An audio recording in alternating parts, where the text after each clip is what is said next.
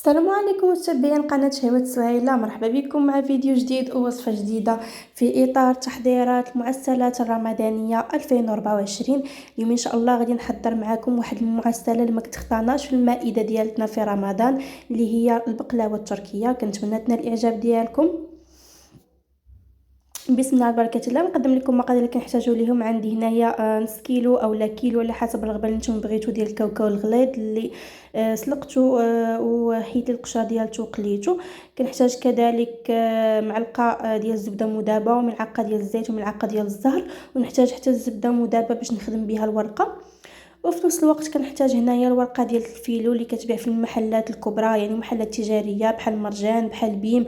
كاين حتى في الهريات الكبار راه متوفره يعني فما مشيتو. بسم الله على بركه الله البنات. نبدا معكم الطريقه ديال هاد الحلوه ديالتنا اولا هاد البقلاوه التركيه اللي كتجي اكثر من رائعه. كتجي صراحه معلكه من الداخل، وداك الورقه تبارك الله كطيح واحد القرمشه اللي هي رائعه بزاف. المهم البنات كيف ما شفتوا معايا غادي ناخذ هنايا واحد الكميه، غادي نبقى نطحن بحال هكا بشوي بشوي حتى نكمل هذيك الكميه اللي عندي ديال الكاوكاو كامله. وما طحنوش مزيان حتى يتعلق، يعني غير بالكم تهرمش واحد شويه وصافي. وبالنسبه للكاوكاو البنات فانتم على حسب الرغبه ديال كل واحد، ممكن تعوضوه باللوز، ممكن تعوضوه بالكركاع اولا البيستاش، على حسب الرغبه ديال اي واحد، يعني على حسب الفاكهه المتوفره عندكم.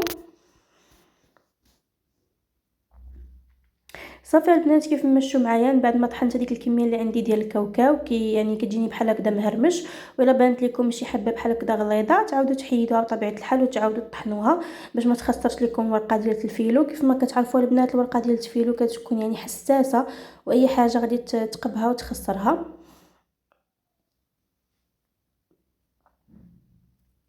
غادي نضيف هنايا معلقه ديال الزبده مذابه،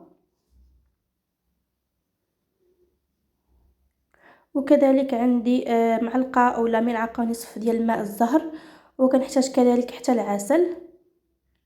نجهز معلقه كبيره حتى هو مملوءه اولا جوج معالق على حسب الرغبه. صافي البنات من بعد ما خلطت هذاك الكاوكاو ديالي مزيان حتى اندمج ليا مع جميع العناصر، نحتفظ به جانبا. وناخذ هنايا الورقه ديال الفيلو اللي كتكون البنات حساسه كيف ما قلت لكم، يعني يخدموا بها غير بالعقل ويغيب شويه. بالنسبه للبنات المبتدئات اللي اول مره غادي يخدموا بهذه الورقه راه دغيا كتقطع ودغيا كتفرتش، يعني حاولوا انكم تخدموا بها غير بشويه. صافي البنات كيف ما شفتوا معايا جبت هنايا الطاوه اللي غادي نخدم فيها هاد البقلاوه التركيه ديالتي، حاولت انني ندهنها بشويه ديال الزبده. وغادي ناخذ هنايا جوج ورقات من هاد الورقه ديال الفيلو، حسبوا جوج وريقات هما اللي تحيدوهم غادي تخدموا بهم، وداكشي اللي بقى غادي ترجعوا البلاستيكه ديالته باش ما ينشفش وما تكرمش.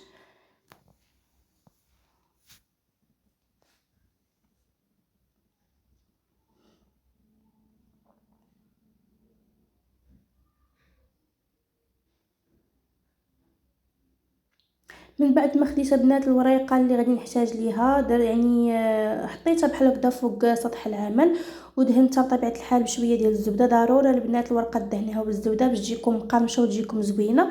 صافي كيف ما شفتوا معايا درت لها واحد الكميه ديال الكاوكاو كيف ما شفتوا، وغادي نبقى ندور بحال هكذا غير بشويه. وإلا بانت لكم تقطعات ولا شي حاجه راه ماشي مشكل، راه ملي كطيب راه كاع دوك العيوب كيتخباو، يعني حتى حاجه ما كتبقى تبان فيها.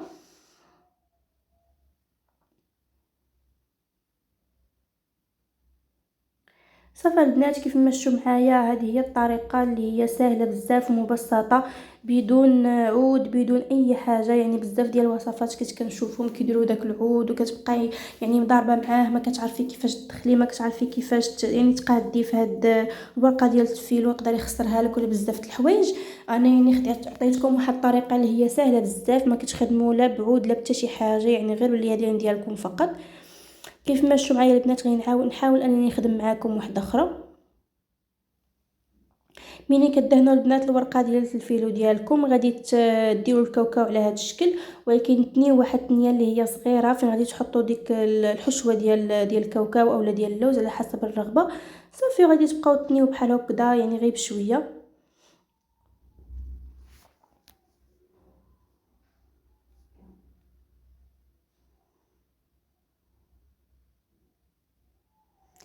صافي البنات غنبقى بحال هكذا حتى نكمل هذيك الكميه اللي عندي ديال الكاوكاو وديال الورقه كاملين. يعني بطبيعه الحال ما خداتش ليا ورقه كامله.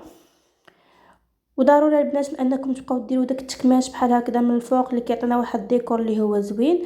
شاط ليا هنايا واحد شويه ديال الكاوكاو. صافي غادي ندهن بحال هكذا من الفوق بالزبده المذابه اللي كانت يعني بقات ليا. حاولوا البنات انكم تدهنوا الورقه مزيان يعني بالزبده، راه هي اللي كتخليها تحمر وكتعطي هذيك القرمشه.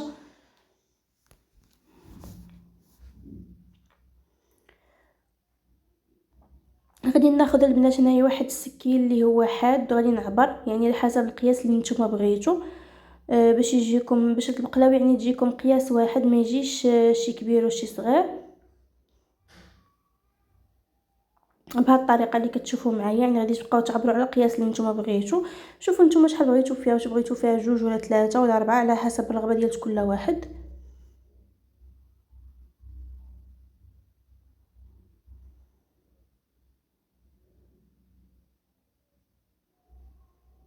من بعد ما قطعت البنات هاد البقلاوه كامله غادي ندخلها دابا للفرن باش طيب يعني من التحت حتى تبان ليا تحمرات، من بعد نشعلها من الفوق. وهو هذا الشكل ديالها ملي كنكون خرجتها من الفرن، كتجي زوينه ويعني ومحمره من الفوق وحتى من التحت. وداك الكاوكاو يعني كيجي فيها رائع بزاف.